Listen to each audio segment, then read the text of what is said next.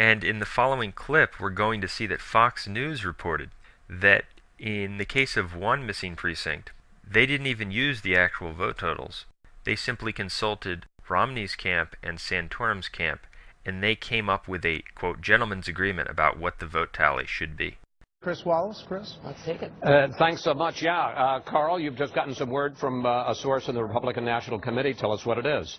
First, that they made the correction in Story County, which moved it from an 18-point margin for Santorum to a 4-vote margin for Santorum, and that the Keokuk County precinct, the Romney and Santorum people have agreed what the count was, and it will show an 8. This is in Clinton. This is in Clinton County. Right. You have the one outstanding precinct in the state, and that it will show an 18-vote victory in that precinct for Mitt Romney, which will give him a statewide victory of 14 votes over Rick Santorum. So I don't understand. You're saying that they basically have come to an agreement as to what the vote's going to be in Clinton? The person who's got the official piece of paper is missing, but the Romney and Santorum people who are monitoring it agree on what the number is.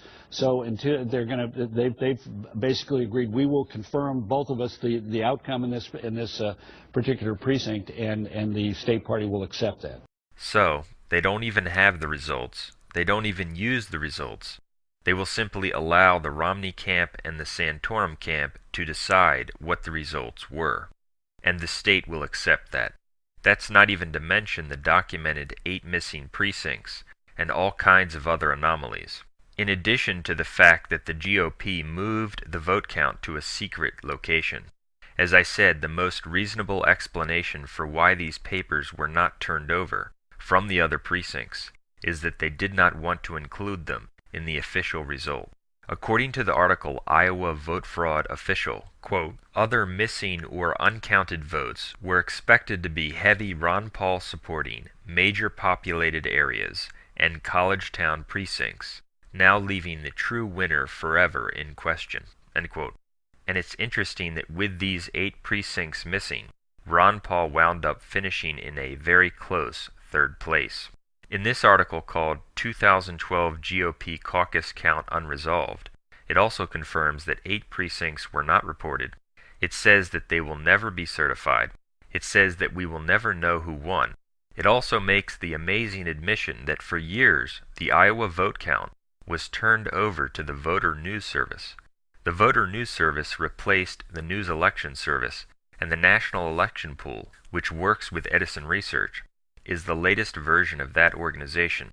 It's a consortium of the television networks and the Associated Press. So what this article says, and this article was written by the Des Moines Register's chief political writer, is that in many years the tabulation for the votes in Iowa was handled by the media. That's what it says. Here's the 1996 note, quote, Republicans in Iowa decided to do no official party count.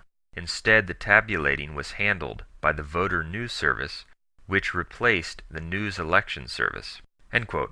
The Voter News Service again refers to the television networks and the Associated Press.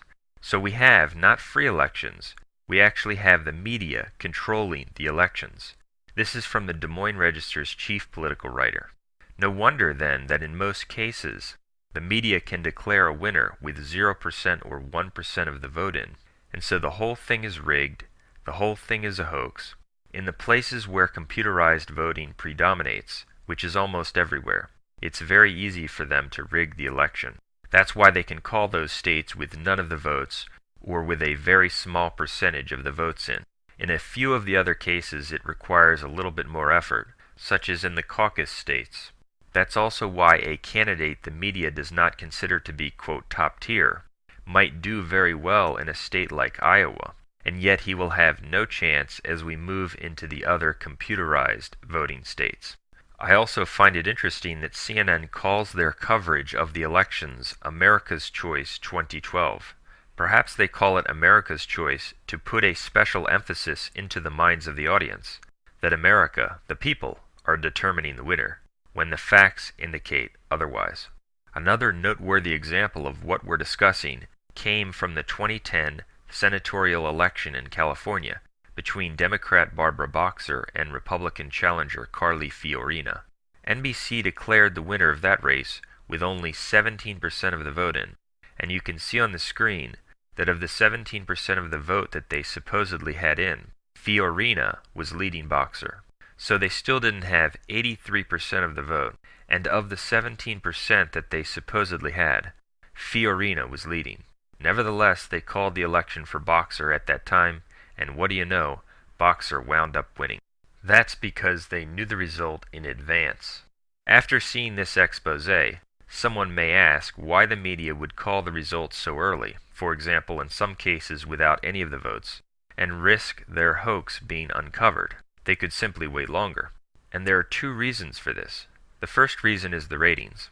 And the second reason, which is the most important one, is that the media calls the results so early and risks their hoax being uncovered. Because by declaring the winner before any average person, or even the people who work at the election sites could possibly know the winner, the media can create the impression, in the minds of average, undiscerning Americans, that the media is all-knowing. The average American will then look to the media with confidence and believe what the media tells him. For after all, the media knows who wins these elections before any of us could, and in a way that sounds far too complicated for us to understand. The average person will then believe the media when the media ostracizes a particular candidate, says that candidate cannot win, or puts out their phony and completely manipulated polls.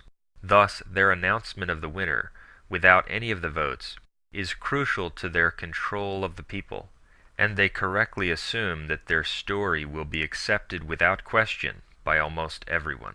Here's the clip from computer programmer Clint Curtis, who testified during a congressional hearing about how easy it is to rig elections.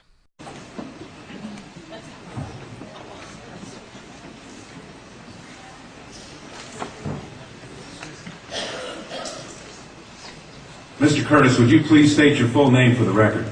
My name is Clinton Eugene Curtis. And where do you reside? Tallahassee, Florida.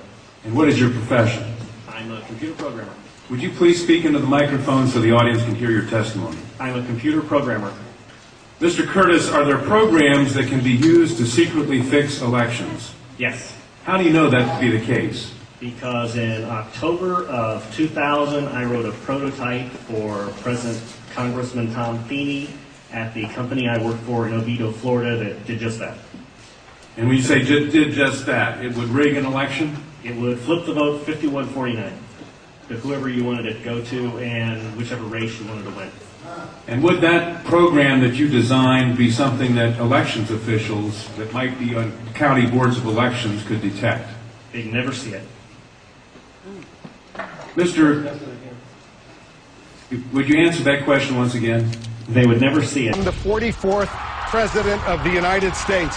This little-known U.S. Senator only a few years ago, seemingly coming out of nowhere, delivering the Democratic Convention keynote address back at the convention in 2004, all of a sudden taking off for a moment.